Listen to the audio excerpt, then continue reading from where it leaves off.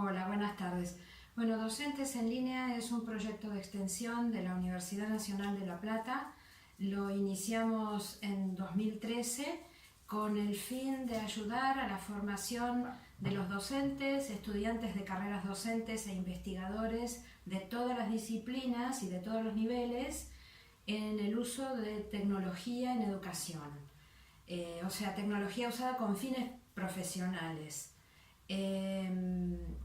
La idea es que somos una comunidad de práctica y por lo tanto nosotros no damos formación a nuestros colegas, sino que organizamos un intercambio de conocimientos con nuestros colegas. Eso quiere decir que todos aprendemos de todos en un pie de igualdad y que vamos aprendiendo juntos lo que el grupo necesita si nadie lo sabe. ¿Y el grupo nació en? Nació en 2013 como un grupo bastante más chiquito de lo que somos ahora. Somos ahora 15 integrantes y éramos 5 al principio, todos de la Facultad de Humanidades de la Universidad de La Plata. Ahora ya somos, o sea, ese era el grupo inicial, ahora somos de bastantes facultades más. La actividad más frecuente es la de publicar los temas del mes en el blog. Este video es parte de un tema del mes precisamente, como para organizar la discusión de los participantes en la comunidad de alguna manera, centrar la atención en algo que no tiene por qué ser el único tema que se trata en cada momento, pero bueno, lo hacemos así. Ese tema se replica en una serie de redes sociales y distintos grupos de miembros de la comunidad debaten el tema en distintos lugares. Eso es lo más habitual. Pero si bien una comunidad de práctica no necesariamente da cursos o no es su función principal, la verdad es que sí hemos dado algunos cursos.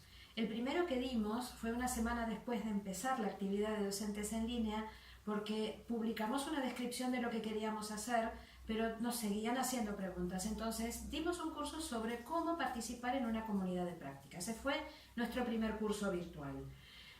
Y un par de años después, en 2015, presentamos un curso para dar en el programa de formación docente que tenía el Ministerio de Educación en aquel momento, en el Instituto Nacional de Formación Docente. Ese fue el segundo curso que dimos. Los ejemplos de pantallas de actividades que se van a ver en los videos son todos de ese curso, sobre empleo de tecnologías en la educación, de tecnologías virtuales como complemento de la presencialidad. Ese fue el segundo curso.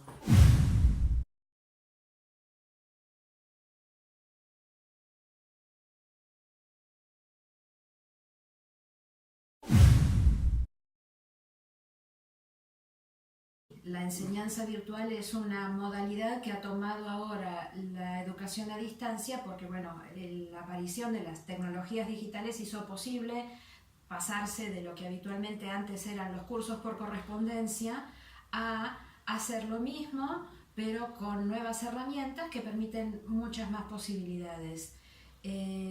Así que sí, me parece que lo que dice la resolución es sumamente acertado. Bueno, está escrito por especialistas claramente, y a lo mejor sería interesante profundizar un poquito en lo que significa esta definición para, digamos, más en la práctica, a la hora de poner en práctica esta enseñanza virtual, qué características tiene y demás. De todos modos, lo primero que se me ocurre decir es que los términos en los que está descrita significan que los docentes tenemos que estudiar antes de dar cursos virtuales. Tenemos que entender cómo son porque, para decirlo de un modo sintético, con un curso virtual se logra lo mismo que con un curso presencial, pero por otros medios absolutamente distintos. Entonces hay que aprender a reorganizar todo lo que hace falta hacer en el proceso de enseñanza-aprendizaje, pero con otras pautas y otros medios de trasladar la información.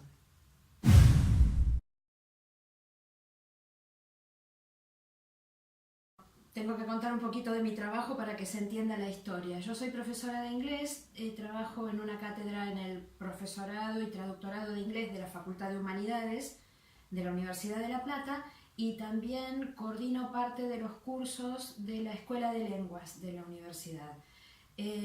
Coincidieron dos cosas hace algo más de 10 años. Cuando yo me hice cargo de la coordinación, la Escuela de Lenguas tenía un curso de lectocomprensión en inglés que era presencial. Más o menos en ese momento, la Dirección de Educación a Distancia de la Universidad de La Plata empezó a organizar cursos para que los docentes empezáramos a aprender cómo emplear la tecnología en educación. Hice uno de esos cursos y me quedé con la idea de que el curso de lectocomprensión, que era uno de los que yo coordinaba, podía perfectamente ser virtual.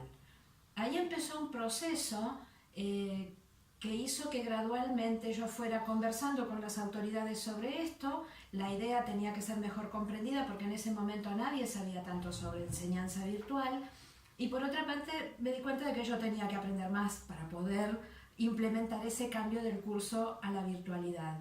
Así que bueno, eso fue lo primero que hice y además lo vi como un campo de perfeccionamiento profesional sumamente interesante, porque me pareció que no se podía obviar el hecho de que había aparecido en mi profesión un modo de trabajar que no existía cuando yo me recibí. Pero bueno, tenía que aprenderlo porque así es el ejercicio profesional.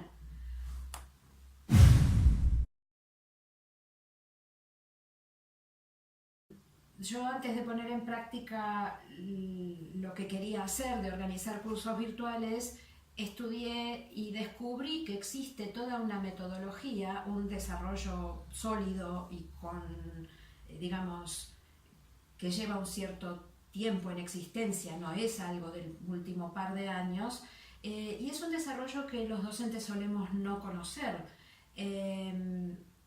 Una vez que lo entendí, me di cuenta de que se trata simplemente de rediseñar los cursos. O sea, no es tan simple rediseñar los cursos, pero hay que hacer eso.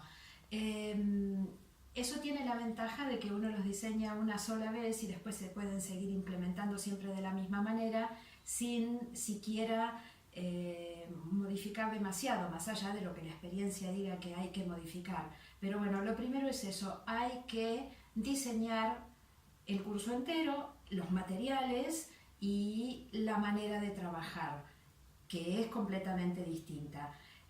Porque hoy decía que se logra lo mismo que en la presencialidad, pero claro, no se dan clases, por ejemplo. La idea que tradicionalmente mucha gente ha tenido sobre cómo son los cursos virtuales es que es o como un curso por correspondencia, es decir, que te mandan todo el material, trabajas y después estás solo, porque el profesor no puede contestar inmediatamente. Y eso no es tan así. La realidad es que la virtualidad permite que el profesor esté presente, a pesar de que no haya cercanía física. Lo otro que muchas veces se piensa es que un curso virtual es dar clase, pero transmitiendo la clase vía internet o grabándola y enviándoles los videos a los alumnos. Y eso a veces se hace, pero no es lo más frecuente. Estoy contando todo esto porque para llegar a cómo doy cursos virtuales estoy como dejando un poco de lado los preconceptos que hemos tenido todos, porque todavía todos nosotros seguimos teniendo muchos años de experiencia de enseñanza presencial y poco o nada de enseñanza virtual. Entonces hay que poder imaginarse cómo se hace esto para después poder hacerlo o para incluso ser alumno de un curso virtual. Bueno, la cuestión es que en lugar de dar clase de esta manera, lo más frecuente no es solo mi práctica, sino que es lo que la metodología de la enseñanza virtual dice. Lo más frecuente es que lo que se comunicaría oralmente en una clase se escribe en lo que se llaman unidades didácticas, que dicen cosas tales como, bueno, en esta unidad vamos a estudiar tal tema por tales razones, lo vamos a encarar de tal manera para que nos sirva para esto y aquello, y se dicen todas esas cosas que se suelen decir en una clase.